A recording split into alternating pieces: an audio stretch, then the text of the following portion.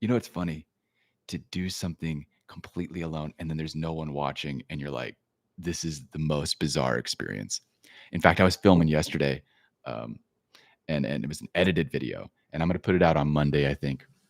And I'm just sitting in my kitchen filming this video by myself, all these weird outtakes, and I'm like, this is the most bizarre life. When you create, it's just odd. I'm gonna be honest with you. You end up in these situations that are uncomfortable, but it's important to be uncomfortable uh, for growth because otherwise you're just not moving into any new space. So, what I want to talk about is the really important factor of creating is connecting with your own heart, connecting with your true self. Now, this is I think people like talk about this in an abstract way, but I don't want to talk in abstract terms. I want to talk in the most concrete terms I can because these these topics can become hippy dippy and stupid and not very helpful if you're trying to create something. And I mean music. I mean, as an entrepreneur, you're trying to create growth. It's like connect to my heart. It's so abstract and like what? So I'll tell you a story, and this is the story I'm going to tell on Monday in the video, but I want to tell it here as well. I was in the sauna the other night, and I'll be honest. When I go to the gym, I'm mostly there for the sauna. I love it so much, and I had struggled that day because I had used my brain to try and think of what I needed to create because I've been trying to create more content to get myself out there. And all day I've been in my analytical brain, been like, what do people want? And like trying to figure it out. So I go to the gym. I finally let it go. I was like, I don't think I'm making nothing today. And I go to the gym and I go to the sauna to kind of like let it go. And I meet this guy, this mechanic I know. His name's Hugo. He comes in. I go, hey man, how you been? He goes, good man, but my daughter's car has been giving me trouble. And Hugo's a mechanic, and I thought a mechanic having car trouble that's not normal. I said, what's going on? He said, well, she took it to a body shop a few months ago. She was in a car accident, and they had to replace the bumper and the front fender. And so they removed all that. It took them 3 months. I don't know why. Why do body shops always take 3 months to get everything done? I had to get my door replaced one time. It literally took a month and a half. I was like, this is insane. So they finally get the bumper off. They get it back on. She gets her car back and goes to turn it on. Every single warning light on the dashboard is on. Every single one. So she calls her dad. He's a mechanic. He comes over with his diagnostic computer, plugs it in. It says the starter switch is out. I don't know if it's a starter switch. I'm going to be honest with you. Is that a thing? So gets the starter switch on, $140 part, goes to turn the car on, still doesn't work. And he's like, what the hell is happening here? And the odd thing was everything on the right side of the car was working perfectly. So the headlight, turn signal, everything. Everything on the left side of the car was completely dark, not working. He starts checking fuses. He starts checking wiring. He starts checking everything.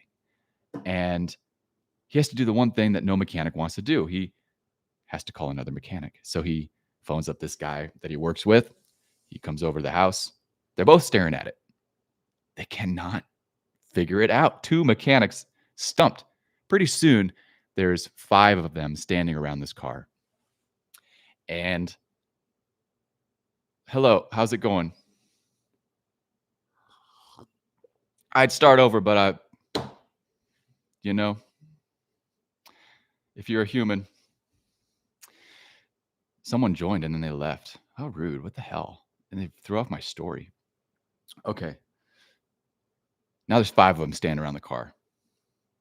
And they're looking at the engine and they're like stumped. 5 mechanics.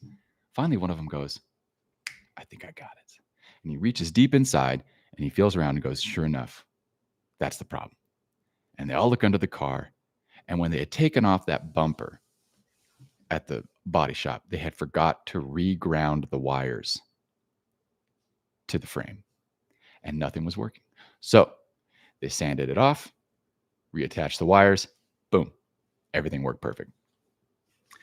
I started thinking about that story because on the surface, I was like, Interesting. But I was like, you know what? The left side didn't work. Isn't it funny how in the left brain we are all the time? We're always in our analytical mind. I mean, in the workplace in the United States, particularly, we're so caught in analytical thinking in the workplace. And creativity, the right side, is discounted as if it's this thing that's not valuable. And it's almost like we look at creativity like it's the malfunctioning part. But the truth is, the malfunctioning part is the analytical part because it's not grounded. Nothing's going to work very well in your life if you're not grounded in your own creativity. Your creativity is who you really are. It's your true personality. It's your true generative and giving aspect of yourself. This is why a lot of businesses end up in these situations where it's like analytically, it's like let's gather as much resource as possible because that's a wise thing to do. To gather resources is a good thing to do, but then they hoard. So it's kind of like someone only inhaling forever, gain, gain, gain, gain without giving. And companies, man, they start to die when they do that. They think that they're going to preserve their life, but actually they kill themselves. Look at, let's take Apple, for instance. At this point, they're just hoarding resources. They're hoarding as many subscriptions as they can. They're leveraging all the old inventions they had, and they're not making anything new. They're not giving. They're not being creative.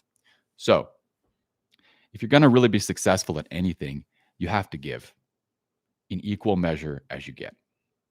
That is why we create.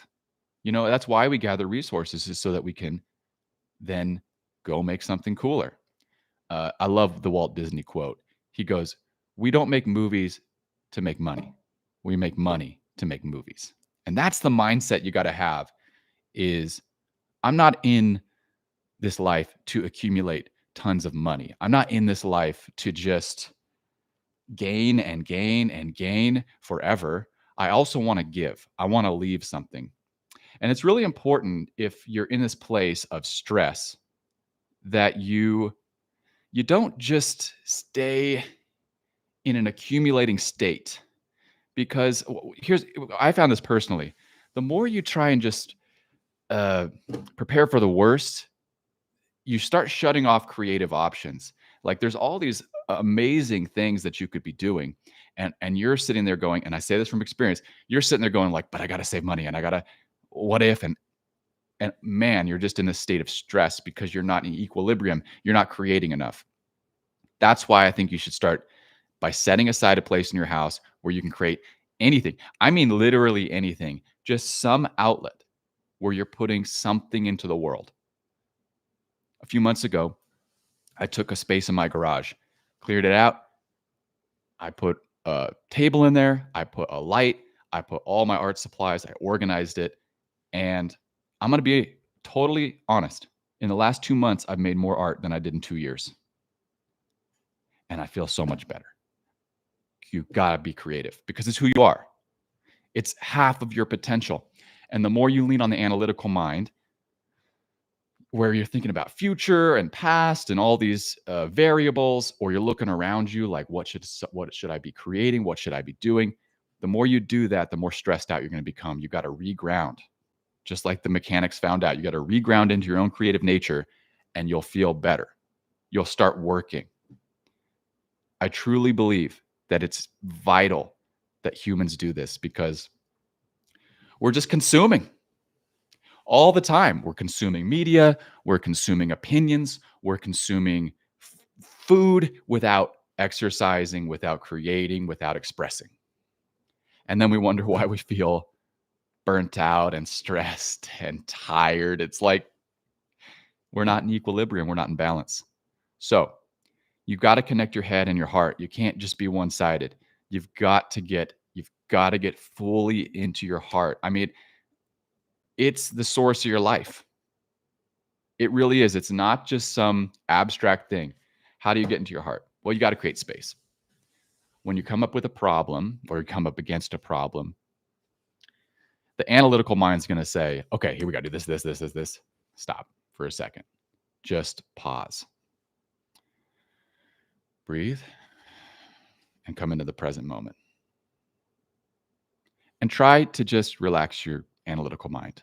And when you do that for long enough, trust me, a creative, intuitive solution will come up. And then do that. And weirdly, sometimes it's going to be like, go for a walk. Then go for a walk. That seems counterproductive, but on the walk, you'll have the idea that you need to do such and such, and it solves your problem. So your intuition understands and has a deeper wisdom and a deeper understanding of the situation than your conscious mind. Your conscious mind is excellent at many things, but it is not a good big picture thinker. In fact, that's when we go haywire.